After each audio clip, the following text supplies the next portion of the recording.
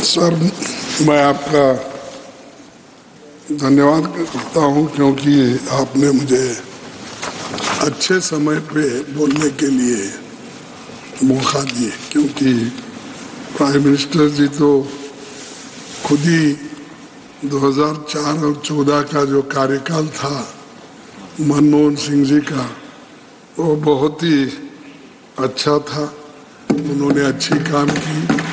इसकी जो सालाना या उसकी जो तारीफ की, उसीलिए मैं आपको धन्यवाद देता हूं। ऐसी ही चलती रहे, जो अच्छे काम होते उसकी तारीफ करो, जो कमियां होती है वो गिनते जाओ। सर, एक सच बात है कि मनमोहन सिंह जी के ज़माने में, चाहे वो प्राइम मिनिस्टर हो, चाहे वो फाइनेंस मिनिस्टर हो, बहुत अच्छे काम करके देश को एक पटरी पे उन्होंने लाई और प्रगति जो चल रही है वहाँ से ही ये शुरू हुई है। सर, ये अपर हाउस एक परमानेंट हाउस है। समाज के विभिन्न क्षेत्रों में प्रतिनिधि यहाँ आते हैं। परिवर्तन और कंटिन्यूटी जारी रहती है। हमारा हाउस कभी डिसॉल्व नहीं होता। हो सकता है मोदी साहब का हाउस डिसॉल्व हो सकता है, लेकिन हमारा और आपका हाउस डिसॉल्व नहीं हो सकता।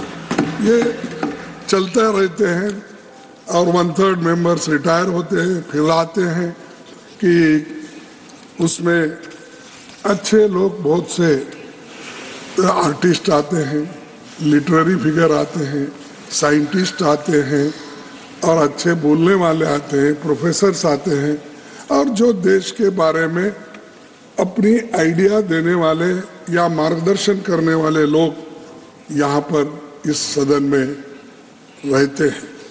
तो इसका फायदा भी सरकार को होता है और सरकार भी उनके विचारों को सोच समझकर कानून में तब्दीली करना, कानून में उसको समाया जाना, ये काम करते रहते हैं। ये पहले से भी करते आए हैं।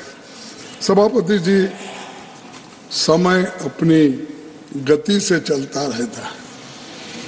संस्थाएं कायम रहती है, लोगों के चेहरे बदलते रहते हैं, नए आते पुराने जाते हैं।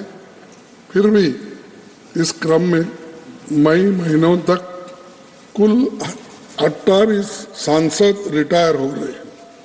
जो लोग रिटायर हो रहे हैं उसमें कोई अहम लोग भी हैं, और हमारी कांग्रेस पार्टी से देश के पूर्व प्रधानमंत्री जी doctor Manmohan Singh ji, Abhishek Manu Singh ji, Rajmani Patel, doctor Syed Nasir Hussain, doctor L Hanumanthaiah, GC Chandrashekhar, Akhilesh Prasad Singh, Narayan Bhai Rathod, doctor Amit Yagnik और कुमार केतकर, ये अप्रैल में रिटायर होंगे। लेकिन और भी मेंबर्स जो हैं वो सभी का मैं याद करता हूं जो रिटायर हो रहे हैं, और इसमें बहुत से लोग फिर वापस भी आ रहे हैं। ऐसा नहीं कि वो परमानेंट रिटायर हो रहे हैं। संख्या बल पे वो जिनको देना है नहीं देना है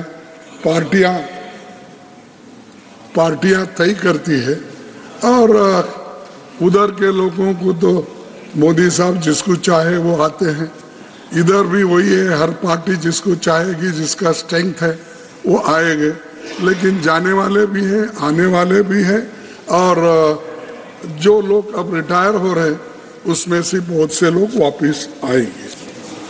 भूपेंद्र यादव जी, अश्विन वैष्णव जी समेत 9 मंत्री रिटायर हो रहे हैं, और JP नड्डा जी भी रिटायर हो रहे हैं, और हमारे इंडिया अलायंस से भी मनोज झा, अनिल देसाई, वंदना चौहान, जया बच्चन, TMC के शांतनु सेन समेत अनेक पार्टियों से भी कुल 58 सांसद आज रिटायर हो रहे हैं अप्रैल में, जिनको हम विदाई दे रहे हैं। उनमें से कोई इस सदन में फिर से लौटेगा, लेकिन कुछ ऐसे भी होंगे जिनकी वापसी नहीं हो सकेगी। इस साथियों को विदाई देते समय मैं बहुत भावुक हूँ, क्योंकि बहुत से हम मित्रों के तरह मिलते रहते हैं, एक दूसरों से बात करते रहते हैं और यहाँ हम लड़ते रहते हैं, लेकिन बाहर जाके हम बहुत से लोग मिलते रहते हैं, बात करते रहते हैं और उससे एक होता है कि आपका गुस्सा वहाँ नहीं रहता, लेकिन चंद लोग परमानेंट गुस्से में ही रहते हैं। ये बड़ा मुश्किल है, ये ऐसा नहीं रहे, ये डेमोक्रेटिक है।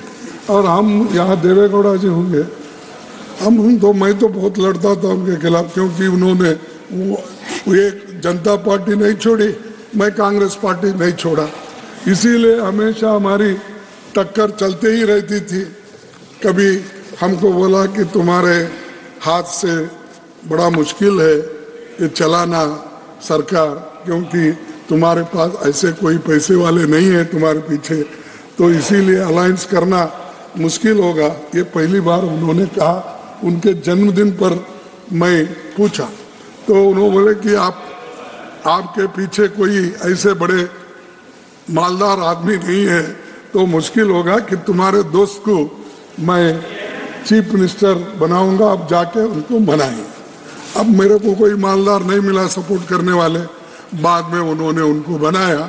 इसीलिए ये बहुत सी बातें ऐसी होती सब ये हाँ, अरे भाई बैठ जाओ, अरे यार बैठ जाओ, मौका समझा करो। अरे ठीक है, लेकिन मेरे को रंज है, सारे जिंदगी उन्होंने सेक्युलरिज्म, सोशलिज्म, फार्मर्स एजुटेशन सब करे। सडनली ऐसा क्या हुआ? लास्ट 93 है उनके, 91 है, अच्छा ठीक है 100 साल तक रहने दो, 91 है। अब सडनली जाके मोदी साहब उन्होंने ऐसा गले में मिले हैं और वो पकड़ कि आप नहीं थे, तो इतनी तारीफ आपकी उन्होंने की, मैं समझता हूँ जिंदगी में किसी आदमी की उन्होंने तारीफ की ही नहीं, रियली समझता हूँ, क्योंकि मैं उनके साथ